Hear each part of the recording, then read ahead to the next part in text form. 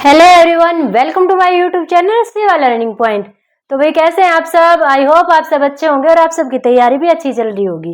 तो भाई आज की जो अपनी वीडियो है ना सीडीपी की, मतलब इतनी इंपॉर्टेंट वीडियो है। चाहे कोई भी टीचिंग एग्जाम हो, यहाँ से क्वेश्चन पक्का पूछा जाता है। क्यों?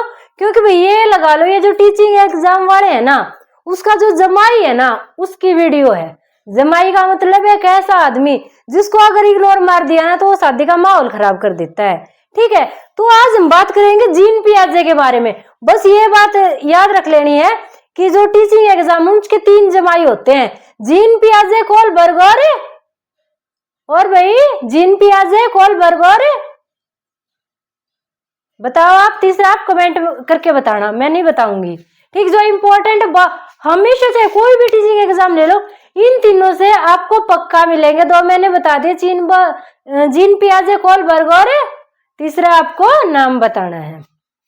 अब बात कर लेते हैं भाई जीन पियाजे के बारे में। कमेंट करके बताना भाई जीन पियाजे के बारे में। अब हम बात कर लेते हैं। तो आज हम पढ़ेंगे इसका सिद्धांत। तो इन्होंने जो विकास का सिद्धांत दिया था ना, उसको क्या नाम दिया गया? संज्ञानात्मक विकास का सिद्धांत। संज्ञानात्मक विकास का सिद्धांत किससे रिलेटेड? भाई मानसिक विकास से, बौद्धिक विकास से। इसलिए इसको अलग अलग नामों से जानते हैं, जैसे कि स्टेज थ्योरी, विकास सिद्धांत, बौद्धिक विकास सिद्धांत, मानसिक विकास सिद्धांत।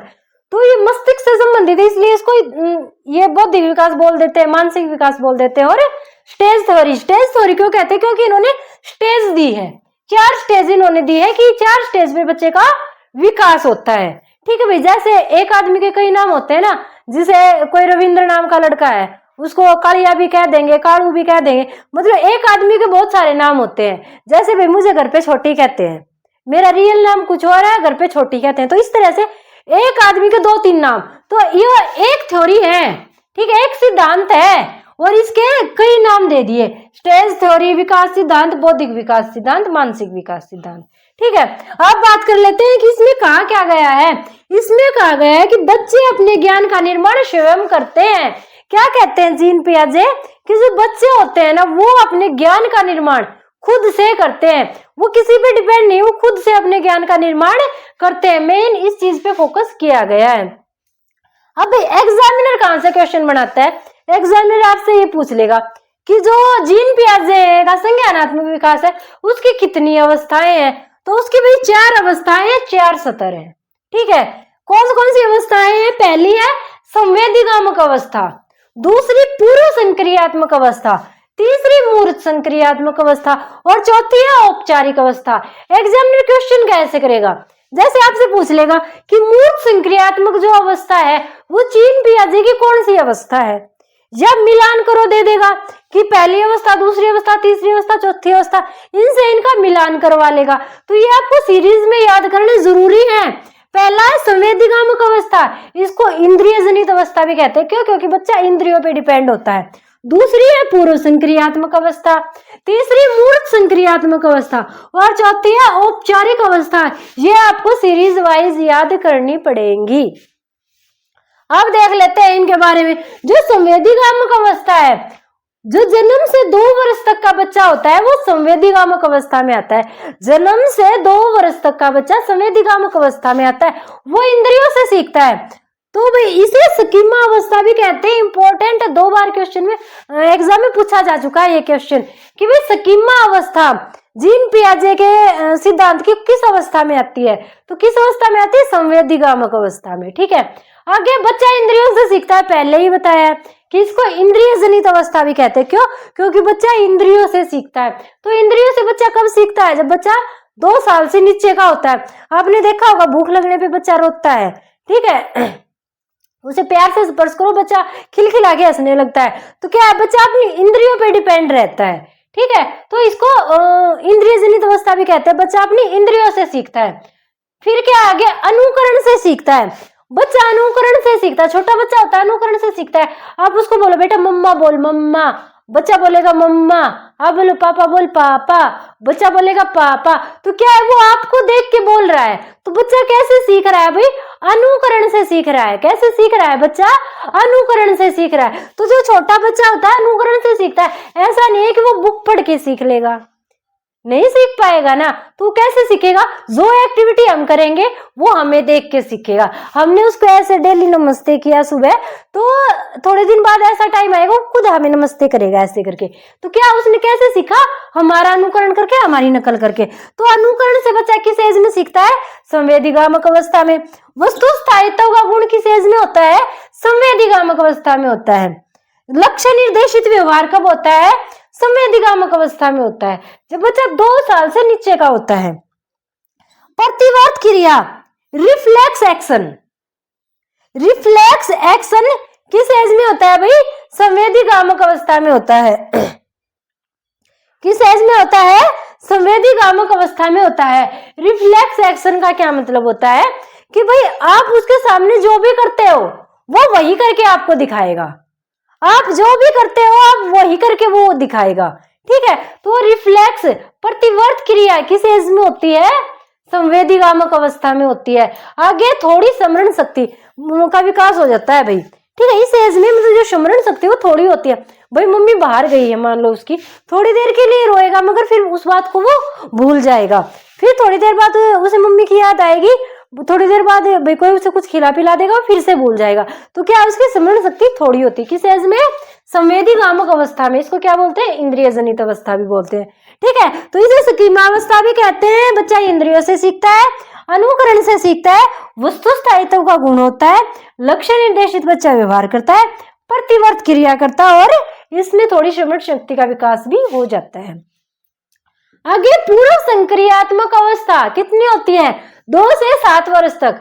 2 से 7 वर्ष तक का बच्चा भाई स्कूल में भी जाने लग जाता है, ठीक है। तो इसमें क्या है? कल्पना का विकास हो जाता है। बच्चा कल्पना करने लग जाता है। कल्पना वो किस तरह की करता है? जैसे कि कुछ भी काल्पनिक चीजें करेगा, परियों की कहानी सुनाएगा, ठीक है। तो कल्पना कर रहा है बच्चा, तो कल्पना का विकास हो जाता है। भाई छोटा बच्चा 2 साल से नीचे का बच्चा कोई कल्पना नहीं कर सकता, पर बच्चा जब 4-5 साल की एज में होगा तो बच्चा कल्पना करके कहानी सुनाने लग जाता है। फिर क्या है? भाषा का विकास।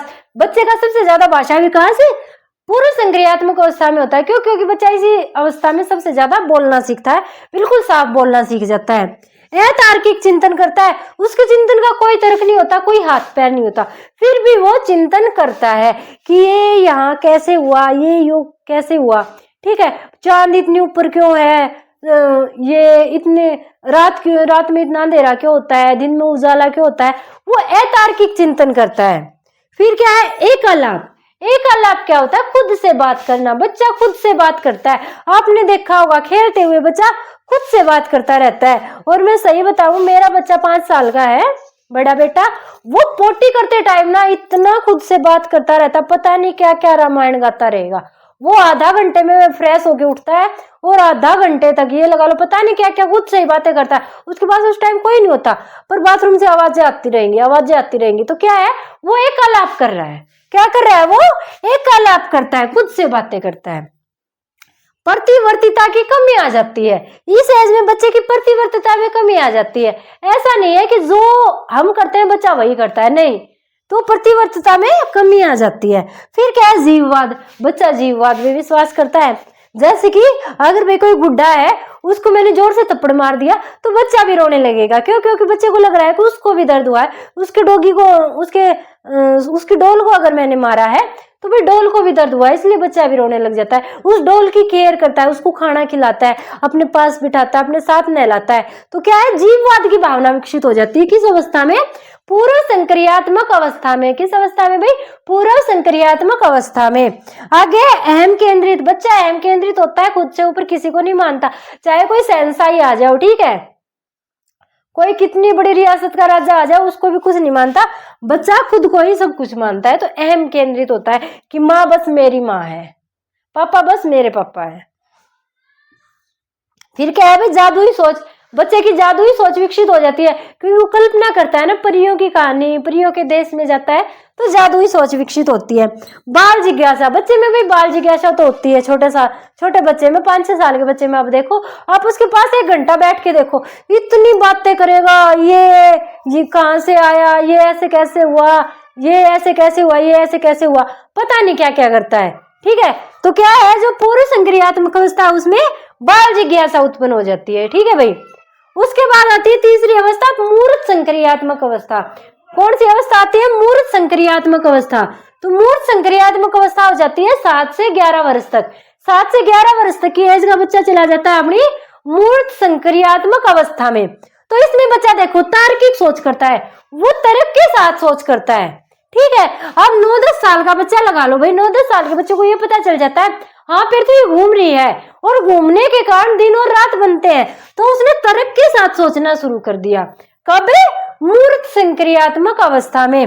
फिर क्या है? विकेंद्रीकरण। उसकी जो सोच है वो विकेंद्रित हो जाती है। ठीक है, कि भाई अगर मैं झूठ बोलूंगा तो भाई मुझे दंड मिलेगा, मम्मी को पता चल गया तो मम्मी गुस्सा होगी, पापा को पता चला पापा गुस्सा होगा, पापा फिर मम्मी को बोलेगा कि तूने सिखाया नहीं। मतलब इस तरह से क्या है, उसकी जो सोच है वो विकेंद्रित हो जाती है।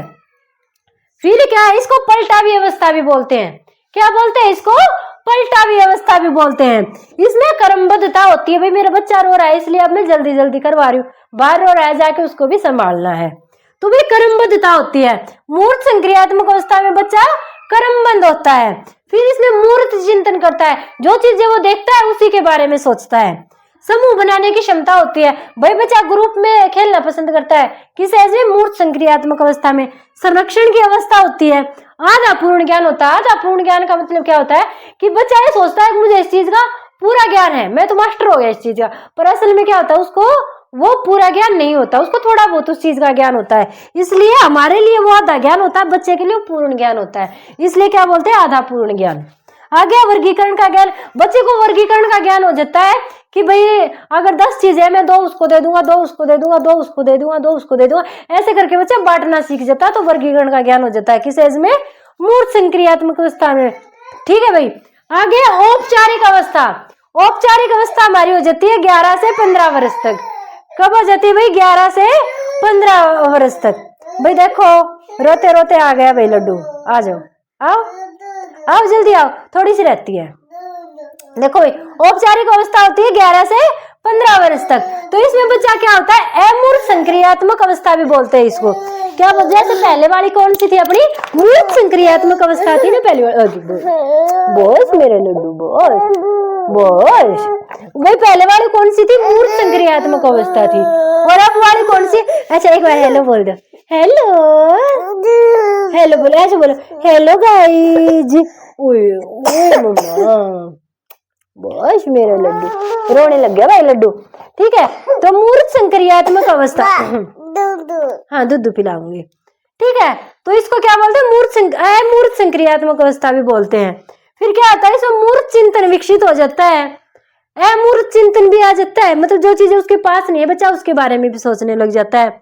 मानसिक द्वंद्व की अवस्था होती है। इसमें मानसिक द्वंद्व रहता है कि मुझे ये करना चाहिए, ये नहीं करना चाहिए, ये सही है, ये गलत है, ये है, वो है, मतलब एक मानसिक द्वंद्व रहता है। तो मानसिक द्वंद्व की अवस्था औपचारिक अवस्था है। इससे चिंतन में वास्तविकता आ जाती है। वो कल्पना नहीं करेगा, परियों के देश में नहीं जाएगा, उसको पता चल जाता है कि परी कुछ भी नहीं होती है। फिर एक काल्पनिक निगमनात्मक तर्क किसमें हो जाता है? औपचारिक अवस्था में। ये थी वही चीन पियाजे की 4 अवस्थाएं। पहली थी संवेदीगामक अवस्था, दूसरी थी पूर्व संक्रियात्मक अवस्था, तीसरी मूर्त संक्रियात्मक अवस्था, चौथी औपचारिक अवस्था। ठीक है भाई, तो आज के लिए इतना ही। अब मैं इसको सुला देती हूँ क्योंकि ये रो रहा है, इसको आज बुखार भी है भाई। ठीक है, तो आज के लिए इतना ही। वीडियो को लाइक शेयर और चैनल को सब्सक्राइब कर देना। एक बार बोल दे, like share subscribe. Thank you thank you. जय भारत, जय हरियाणा।